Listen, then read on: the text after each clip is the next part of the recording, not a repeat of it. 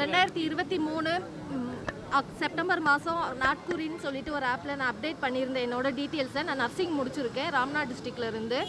அந்த ஆப்பில் அப்டேட் பண்ணது மூலமாக குவைத்திலேருந்து கன்னியாகுமரி ஏஜெண்ட் வந்து குவைத்தில் இருக்காங்க. அவங்க ஃபோன் கான்டாக்ட் மூலயமா ஹாஸ்பிட்டல் வேக்கன்சி இருக்குது வந்து சேர்றீங்களான்னு சொல்லிட்டு கேட்டாங்க. அவங்க தான் எல்லாமே சொன்னாங்க ஹாஸ்பிட்டல் வேலைன்னு சொல்லிட்டு.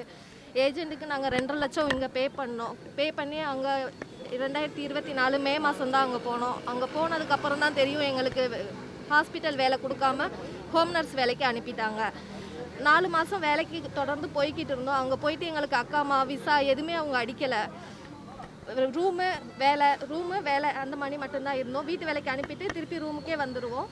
எங்களுக்கு சம்பளம் சொன்னது 300 கேடின்னு சொன்னாங்க. ஆனால் 200 கேடி தான் சம்பளமும் கொடுத்தாங்க. 6 மாதம் வேலை பார்த்தோம், 2 மாதம் சம்பளம் தரலை.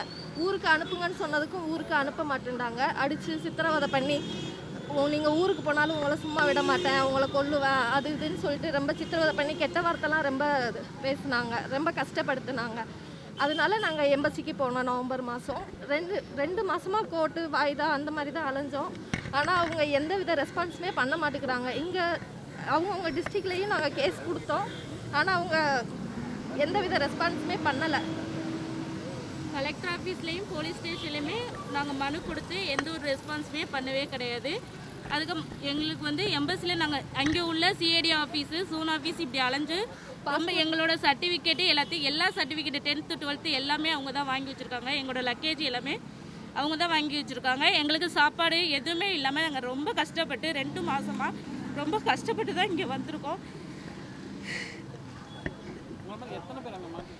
எங்களை மாதிரி 12 பேர் அங்கே உண்டு. 3 பேர்த்துக்கு மட்டும்தான் விசா அடித்து சிவில் ஐடி கொடுத்துருக்காங்க. மற்ற யாருக்குமே விசா அடித்து சிவில் ஐடி கொடுக்கல. எங்களை மாதிரி ஆல்ரெடி 2024 ஜனவரி மாதம் கேஸ் கொடுத்து ஒரு பொண்ணு இந்தியா வந்துட்டு திருநெல்வேலி டிஸ்ட்ரிக்கு. அந்த பொண்ணுக்கு இங்கேயும் கம்ப்ளைண்ட் கொடுத்து இன்னும் அந்த பொண்ணு வேறு எங்கேயும் வேலைக்கு போக முடியாமல் சிரமப்படுறாங்க.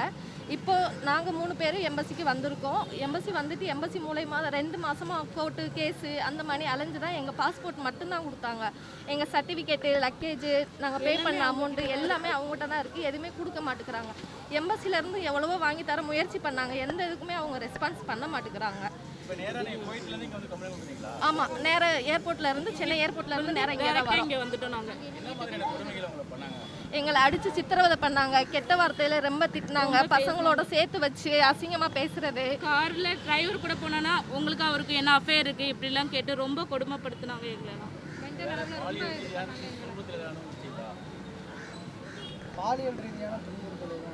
அந்த மாதிரி துன்புறுத்தலை அந்த மாதிரி சேர்த்து வச்சு பேசுகிறாங்க. ரொம்ப கெட்ட வார்த்தை பச்சையா ஜாதி சம்மந்தமாக பேசுறது அந்த மாதிரிலாம் ரொம்ப பேசுகிறாங்க. எங்களுக்கு எங்களோட சர்டிஃபிகேட் வேணும், எங்கள் லக்கேஜ் வேணும். நாங்கள் கஷ்டப்பட்ட மாதிரி இனி யாரும் கஷ்டப்படக்கூடாது.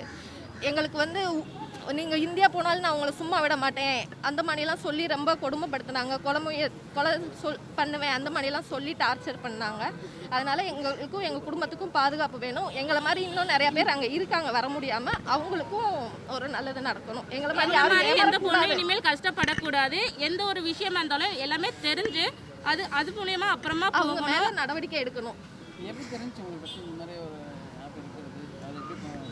நாட்குறி ஆப்னு சொல்லிட்டு அதில் நம்ம என்ன படிச்சிருக்கோமோ அதை பற்றி அதில் அப்டேட் பண்ணி வைக்கணும். அப்டேட் பண்ணி வச்சுருந்தோம் அப்படின்னா எந்த ஹாஸ்பிட்டலில் வேக்கன்சி இருக்கோ அவங்க கால் பண்ணுவாங்க. அந்த மாதிரி என் நம்பருக்கு அவங்க கால் பண்ணி கூப்பிட்டுருந்தாங்க. இந்த மாதிரி வேக்கன்சி இருக்குன்னு சொல்லிட்டு 2023 செப்டம்பர்லேயே அவங்க கால் பண்ணாங்க. நான் அதுக்கப்புறம் அவங்களுக்கு ரெஸ்பான்ஸ் எதுவும் பண்ணலை. 2024 ஜனவரியில் தான் விசா வந்துருச்சு, விசா அனுப்புகிறேன் அப்படின்னு சொல்லிட்டு சொன்னாங்க. அதுக்கப்புறம் அவங்க கன்னியாகுமரி இங்கே உள்ளவங்க தான், ஆனால் குவைத்தில் இருக்காங்க. அங்கே 10 வருஷமா அங்கே தான் இருக்காங்க அவங்க. நாங்கள் டியூட்டிக்கு போயிருந்தோம். டியூட்டிக்கு போன இடத்துல இருந்து குவைத்திட்ட கேட்டு அவங்க மூலயமா பர்மிஷன் கேட்டு நாங்கள் எம்பசி போயிட்டு அங்கேருந்து தான் எங்களுக்கு எல்லாமே இது பண்ணி அதுக்கப்புறம் எங்களுக்கு ரூமுக்கு எதுவும் அலோவ் பண்ணல. அவங்க ரூமுக்குள்ள வரக்கூடாது, வந்தால் உள்ளே விடக்கூடாதுன்னு அங்கே உள்ள ரூம் பிள்ளைங்க கிட்ட சொல்லி வச்சு கேமரா எல்லாம் செட் பண்ணி வச்சுருக்காங்க. ஸோ அடுத்து நாங்கள் திரும்ப ரூமுக்கு போகாமல் அப்புறம் எம்பசியில் உள்ள ஒரு அண்ணன் தான் எங்களுக்கு ஷாஜகான் அண்ணன், அந்த அண்ணன் இல்லைன்னா நாங்கள் இவ்வளோ தூரத்துக்கு இங்கே வந்திருக்கவே மாட்டோம். அந்த அண்ணன் தான் ரொம்ப நிறுவனம் அவங்களும் எங்களுக்கு டிக்கெட் போட்டு அவங்களும் எங்களுக்கு ஹெல்ப் பண்ணனால தான் நாங்கள் குவைத்திலேருந்து இந்தியா இப்போ வந்திருக்கோம். இல்லைன்னா நாங்கள் இந்த டைம் இங்கே வந்திருக்கவே முடியாது. யாருமே எங்களை மாதிரி இனிமேல் எந்த பொண்ணும் கஷ்டப்படக்கூடாது.